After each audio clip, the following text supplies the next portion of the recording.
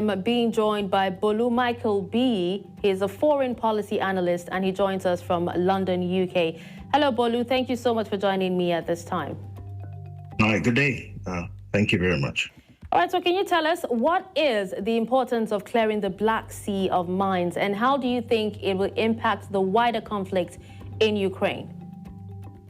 All right. You see, mines are like underwater bombs, so it poses risk to people and also ships. So clearing them would ensure that fishing can take place in a very protected way and also allow boats to travel. Though the mines are intended to stop Ukraine in exporting their food, now that it's been taken away to allow them to do so. I could remember that Turkey triggered an international law that prevented Britain from receiving grains from Ukraine. But now that these mines are going to be cleared, it allows for smooth passage of exports, and it also helps to keep the region relatively safe and avoids a situation whereby a country that is not involved in the war can be drawn into it. For instance, assuming a Turkish ship is passing through the Black Sea and one of the mines blows the ship off, it draws them into conflict with Russia. So it's good. It's a win-win situation if we look at it, if they get the mines off, so that we won't have a situation whereby there's an accident that leads to an escalated conflict, especially with Russia. All right, Bolu, now an MOU establishing the MCM Black Sea has actually been signed now. Do you think that the formation of this mine countermeasures naval group will impact the balance of power in the Black Sea? I don't mean warships, then they might, but these are just ships or boats for clearing of mines. So I don't think it potentially affects the balance of power between the respective countries involved.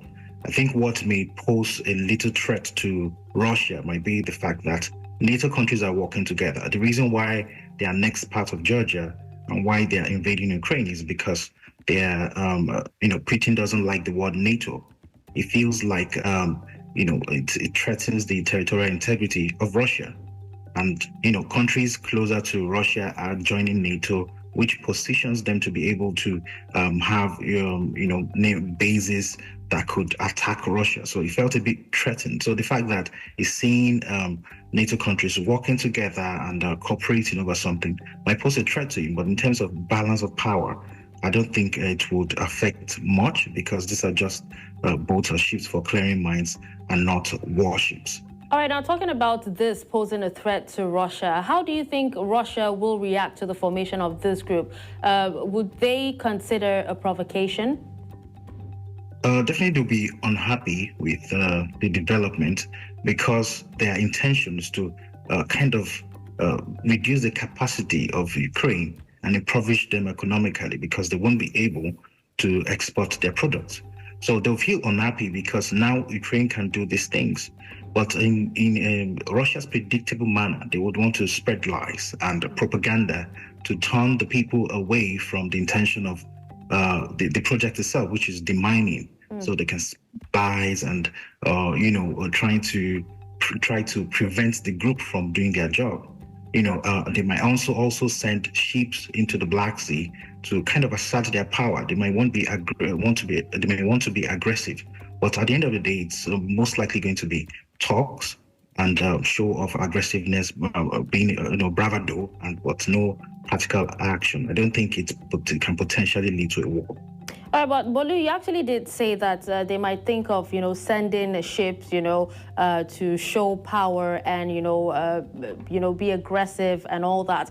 But do you think this would actually pose a risk of escalation, especially in the Ukraine war with Russia, as a result of this initiative? The countries involved in the demining, they've made it clear their intention is solely to, get the mines of the Black Sea. So they are not saying anything particularly about Ukraine. So they need to protect their own economic interest as well, because the mines being there threatens the economic activity of Bulgaria, Romania, and Turkey, and they're just coming together to protect themselves, and they can go ahead to have their own, trade being carried on smoothly. They've made it clear that it doesn't have anything to do with the war. It's not anything against Russia or any particular country. They just want a smooth passage of their ships, and we can't blame them because the mines were not put into the sea. They were on the coastline of Ukraine, and then went into the sea, which is affecting other countries. And it's, it would be good for Russia as well to actually sit down and think, would they want to get into war with these other countries involved, Bulgaria, Russia, and Turkey, or come together, actually having a full-blown fight with NATO countries? Because NATO is, you attack one, you're attacking all of us together. So they won't just be fighting Turkey, they'll be fighting 30-something countries or thereabout. Would they want to get into a war if one of the mines that they planted on the Ukraine coast blows up a NATO country's ship?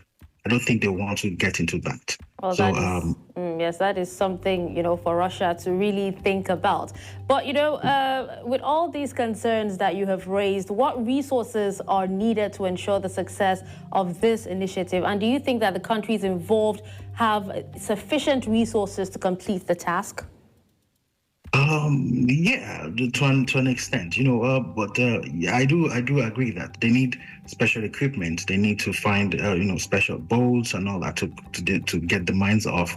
And this equipment and tools, they are quite expensive to possess and run. Also, they will need to provide money and supplies, whatever they need to people at sea. They will need food. They will need other supplies to keep on going in the middle of the sea. So these are some of the challenges that we face. And it's important for them to reach out to international community, especially within the NATO group, if they need help and expertise as well. Should reach out, but on their own, I think, they should be able to put up resources together to actually make it happen. Well, thank you so much, Bolu, for your time and also your expert's opinion on this topic. Thank you very much.